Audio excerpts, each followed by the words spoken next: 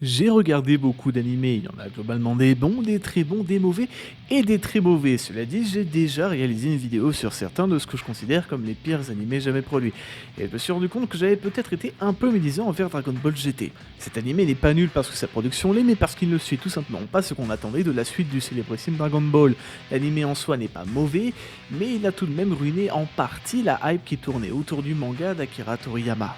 C'est de ce genre d'animé dont on va parler aujourd'hui, ceux qui ont été mal adaptés, changés, voire arrêtés, et qui ont ruiné la réputation de certaines œuvres. Je ne savais pas vraiment comment appeler cette vidéo, mais je trouvais que le titre Comment ruiner un animé allait bien pour ce dont on va parler, alors c'est parti. Les animés qui n'auront jamais de suite. Cet opening est légendaire, un des plus connus et un des plus appréciés, chanté par la talentueuse Suki Konomi, celle qui a chanté Realize et Ridou de Re:Zero ou Never End Tale de Fairy Tail. No Game No Life, c'est l'un des animés les plus populaires de la dernière décennie, à l'époque concurrençant la première saison de Tokyo Ghoul et celle de Noragami. Sora et Shiro, deux génies des jeux grâce à leurs compétences intellectuelles hors normes, sont un jour transportés dans le monde de Disboard, un endroit où les jeux sont rois. Là-bas, ils vont affronter toutes sortes d'adversaires aux capacités magiques et mentales extraordinaires qui vont les forcer à donner un peu du leur s'ils veulent gagner, et ce pour la première fois de leur vie. L'anime a été un carton plein, tout le monde a adoré et il se termine sur le groupe de nos héros, challengeant les entités les plus puissantes de ce nouveau monde.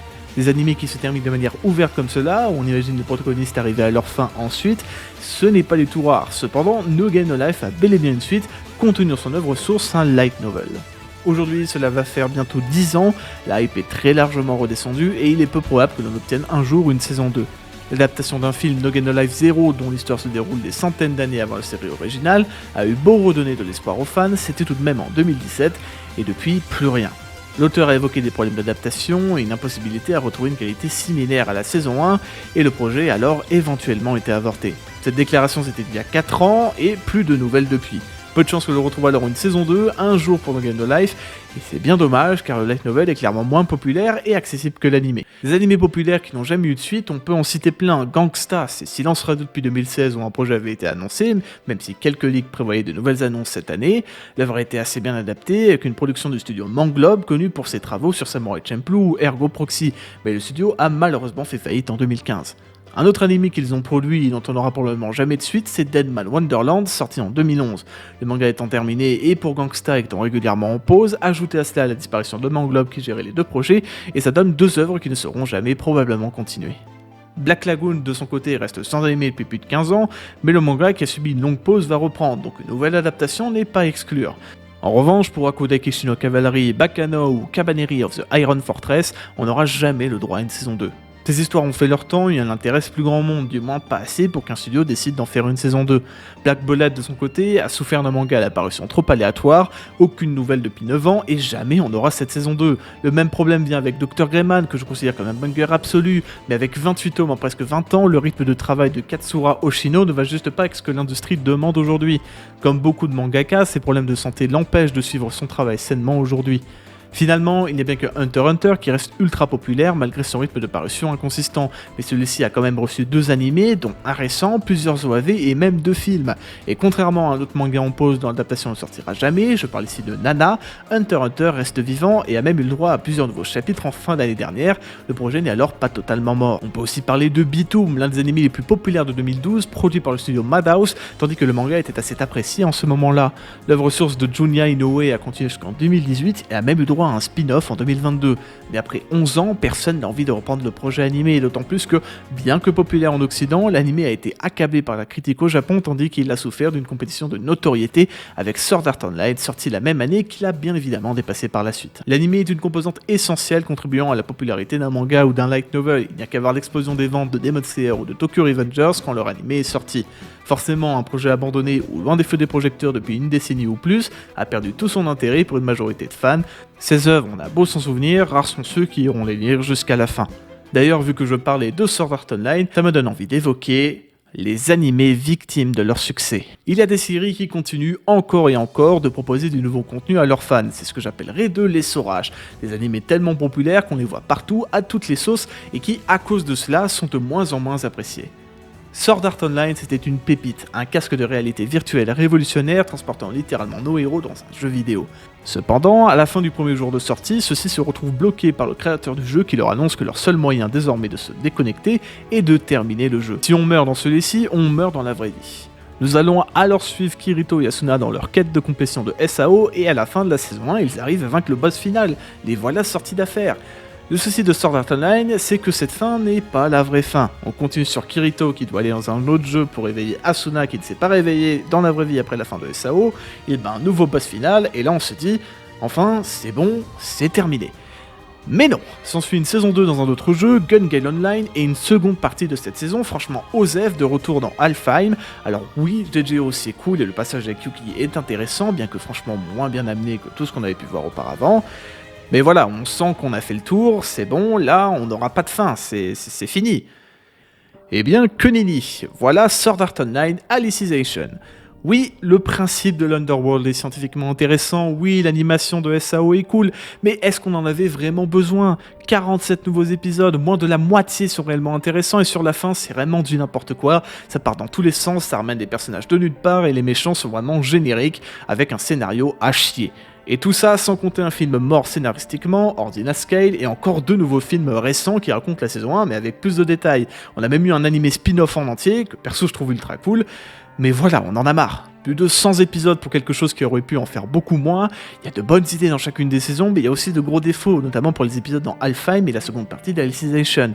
SAO c'est une histoire que j'aime franchement, mais ça va trop loin, l'œuvre a été essorée dans tous les sens, si bien que de projet en projet, il y a de moins en moins de fans qui les suivent. Il y en a toujours beaucoup, je dis pas le contraire, c'est vrai, et c'est pour ça que SAO continue de s'offrir de nouveaux mangas et films d'animation. Mais l'histoire se meurt, on avait déjà fait le tour au bout de 25 épisodes, et on en rajoute encore et encore, avec à chaque fois de nouvelles saisons, elles-mêmes divisées en parties. Victime de son succès, SAO va continuer d'offrir des prestations passables jusqu'à ce que la licence ne soit plus lucrative. Dragon Ball souffre aussi de cet essorage, beaucoup considèrent par exemple la partie super comme inutile à l'œuvre originale, et malgré un animé avec des combats incroyables, l'adaptation générale n'a pas été bien accueillie par les fans. Et tout cela, ça doit vous rappeler Shingeki no Kyojin. La saison 1 a été incroyable. Malgré l'attente pour la saison 2, tout le monde a été présent à sa sortie, et la saison 3 qui, par son écriture et sa mise en scène, a su faire l'unanimité. Mais alors pourquoi j'en parle dans cette vidéo ? Eh bien, parce que le rythme de sortie de l'anime de SNK, de la 4ème saison plus particulièrement, est infernal. Cela va bientôt faire 2 ans qu'elle sort de manière périodique cette saison avec une partie 1, une partie 2 subdivisée en 2 sous-parties, et là on a une partie 3 elle-même divisée en plusieurs épisodes de durée variée, et apparemment on aura même un film qui va changer la fin de l'histoire. Ici ce n'est pas la qualité de l'histoire qui est décriée, mais le rythme de sortie de celle-ci. Le manga a été à l'apogée de sa popularité en 2021, année à laquelle il s'est terminé avec son chapitre final. Tout le monde attendait avec impatience le dénouement de SNK en animé, et aujourd'hui on attend encore. L'animation est belle, la mise en scène l'est aussi, mais la hype n'arrive plus à suivre. Peu de personnes ont parlé des derniers épisodes comparés au début de la saison 4, et je suis même prêt à parier que parmi vous qui regardez cette vidéo, il y en a qui étaient même pas au courant que des épisodes sont sortis il y a moins de 2 mois. Un autre crime du genre a été commis avec la partie 6 de JoJo, Stone Ocean. Tout le monde était hypé jusqu'à ce que Netflix annonce le rythme de diffusion. Stone Ocean a été divisé en 2 parties, et tous les épisodes sortent en même temps avec plus d'1 an d'attente entre les deux. Tout le monde regarde alors tous les épisodes d'un seul coup, et puis plus rien, on attend plusieurs mois pour recevoir finalement la même chose, tous les épisodes d'un coup. Ce rythme de sortie a totalement tué la hype pour le dernier JoJo en animé, beaucoup de gens avaient même oublié la série avant la sortie de sa seconde partie. Et même si l'animé est bien, très bien même, celui-ci a été ruiné du côté de sa notoriété. C'est bien mieux d'avoir un animé qui sort de manière hebdomadaire afin de préserver tous les fans semaine après semaine. Attention cependant, le mode de sortie des animés fleuve, toutes les semaines de l'année, c'est-à-dire, est aussi souvent problématique. Beaucoup de gens ont arrêté l'anime One Piece à cause du rythme des épisodes qui, pour éviter de gagner du terrain sur la parution manga, prend plus de 20 minutes pour adapter seulement quelques pages de chapitres. Enfin, on peut parler de Boruto, le successeur de Naruto Shippuden, qui se voulait ambitieux et qui a reçu un bel accueil, surtout après l'adaptation magnifique du combat entre Naruto, Sasuke et Momoshiki. Mais voilà, c'est un anime fleuve qui adapte un manga à parution mensuelle, résultat plus de 200 épisodes pour seulement une soixantaine de chapitres, avec plus de 70% d'épisodes fillers qui pour la grande majorité sont inintéressants au possible, et c'est déjà ce qu'on reprochait à Naruto et Naruto Shippuden. Contrairement à One Piece en plus, qui pour l'arc Wano qui sort en ce moment s'est doté d'une adaptation incroyable, eh bien l'anime de Boruto est vraiment trop inconsistant en qualité, on a de beaux combats quelquefois, mais le reste c'est fade, l'animation laissant vraiment à désirer. Forcer sur une histoire encore et encore, ce n'est pas un moyen de lui rendre hommage, car à côté, les œuvres sources sont magnifiques. Mais l'idée de produire un animé seulement pour en tirer des revenus, ça ne peut donner que de mauvaises séries. C'est mangas et novels aux adaptations médiocres. Dernière catégorie d'animés dont on va parler dans cette vidéo, comment ne pas évoquer les œuvres ruinées par une adaptation nulle, changeant l'histoire originale avec une adaptation dont personne ne veut, ou bien une mise en scène désastreuse. Nombreuses sont les histoires originales qui ont malheureusement bénéficié d'un mauvais animé. J'en avais déjà parlé dans l'une de mes anciennes vidéos, mais l'exemple naturel qui me vient en tête en premier sont les saisons 1 et 2 de Kingdom, sans doute l'anime le plus affreux visuellement parlant, ne rendant pas du tout hommage au dessin du manga, avec beaucoup de fluidité et d'intensité dans les combats. Je me souviens que Yasui Sahara, l'auteur du manga, était si excité à l'idée de recevoir une adaptation animée qu'il en avait longtemps parlé à ses fans et sur les réseaux sociaux. J'imagine pas à quel point il a dû être déçu du résultat final. On est dans l'exemple typique de la production d'animés simplement pour les revenus, la CGI étant bien plus simple à produire que des sakuga par des maîtres dessinateurs et animateurs. Heureusement, les saisons 3 et 4 de Kingdom ont reçu une adaptation plus classique, on est loin d'une mention parfaite, mais c'est bien plus plaisant à regarder. Dans le même genre, on a Berserk, tristement célèbre pour son anime en CGI qui n'a plu à personne, alors même que l'œuvre de Kentaro Miura est l'une des plus populaires de l'histoire. Concernant l'animation, on peut aussi continuer sur Nanatsu no Taizai qui démarrait avec une saison 1 extraordinaire, mais qui, en plus d'avoir un scénario de plus en plus bancal au fil des chapitres, a de saison en saison bénéficié d'une adaptation de plus en plus médiocre, et ce alors même que le studio n'a pas changé. Escanor contre Meliodas, c'était un combat que tout le monde attendait, j'étais comme un fou à l'idée de voir un jour cet affrontement sur grand écran, et puis on a eu ça. Ouais, c'est moche, n'est-ce pas ? Naturellement, Nanatsu no Taizai a grandement perdu en popularité en même temps que l'anime perdait en qualité, et sa suite, Four Knights of Apocalypse, n'a pas l'air d'être mieux, l'anime ayant l'air d'être en full CGI avec les trailers qu'on a. Alors, la CGI, attention, ça peut être mal comme très bien utilisé, on l'a bien vu avec Beastars ou Chainsaw Man, mais forcément, si c'est uniquement fait pour juste gagner du temps, alors on se retrouve avec de la 3D moche qui ne donne pas envie de regarder.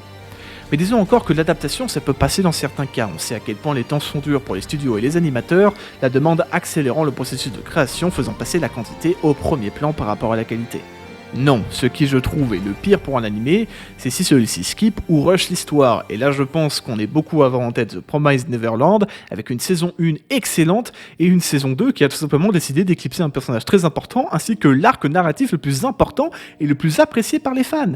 Déjà que la fin du manga est assez critiquée, mais l'animé c'est pire, l'animation n'a pas suivi, et l'histoire va beaucoup trop vite, le tout rend une production indigeste et incompréhensible pour un animé dont la saison 1 avait fait ou presque l'unanimité. Akame ga Kill de son côté a modifié la fin du manga, le tout reste bon mais la fin de l'œuvre source reste meilleure, tandis que Full Metal Alchemist a carrément reçu un nouvel animé entier, Brotherhood, corrigeant les erreurs de la première adaptation qui avait également changé le scénario. Tokyo Ghoul de son côté a skip carrément plusieurs passages, tandis que l'animé de Tokyo Ghoul Re a été un échec animé, scénaristiquement et visuellement parlant, ruinant la beauté des dessins et de l'histoire de Suishida. Overlord qui, avec ses 4 saisons, a perdu le spectateur avec des intrigues dans tous les sens et un manque d'explication assez conséquent par rapport au light novel. Enfin, comment ne pas évoquer Blue Exorcist, un manga ultra populaire avec un animé qui a rattrapé trop vite l'apparition manga, l'obligeant à massivement changer son scénario et à terminer l'histoire alors que celle-ci continue encore aujourd'hui. Résultat, plus personne ne s'y intéresse. J'ai envie de terminer sur des adaptations de webtoons qui sont certes là avant tout pour faire de la promo, mais qui sont assez critiquables de par la manière dont l'histoire originale est retranscrite sur nos écrans. Noblesse a une animation minable, tandis que Crunchyroll s'est dit que c'était une bonne idée de compiler plus de 120 chapitres en 12 épisodes pour The God of High School, qui malgré une excellente animation reste particulièrement incompréhensible par rapport au manhwa. Quand une histoire reçoit une adaptation animée, c'est pour qu'elle touche un public encore plus grand. Nous sommes des millions chaque saison à attendre de nouvelles pépites et les nouveaux épisodes de nos animés préférés. Il n'y a pas meilleure vitrine qu'une bonne série pour convaincre encore les fans de s'intéresser à l'œuvre originale. Même si je l'ai déjà mentionné, il n'y a qu'à voir Demon Slayer pour s'en rendre compte. Une bonne adaptation a permis à ce manga, aux ventes jusque-là peu extraordinaires, de battre tous les records et de détrôner des œuvres comme One Piece qui était à la tête du classement des ventes depuis des années. Ce qui fait vivre une œuvre aujourd'hui, ce sont ses fans. Ce sont eux qui iront regarder les épisodes, lire le manga, acheter des goodies et soutenir les auteurs. C'est pas pour rien que l'industrie japonaise suit leur avis avec attention, raison pour laquelle le système de vote souvent décrié du Weekly Shonen Jump persiste encore aujourd'hui, et à raison de mangaka prometteurs. Tous ces animés qui n'auront jamais de suite, c'est juste l'extension de cela. Un animé trop mauvais aura peu de chances de continuer, et il ne plaira pas aux fans, tandis que les séries qui durent trop longtemps ou qui manquent de qualité scénaristique ou visuelle vont perdre de leurs spectateurs petit à petit. Toutes les œuvres dont on a parlé dans cette vidéo ne sont pas nulles, c'est leur animé qui l'est, mais vu que celui-ci est généralement leur plus grande source de popularité, s'il n'est pas à la hauteur, alors ces histoires finissent par s'éteindre d'elles-mêmes.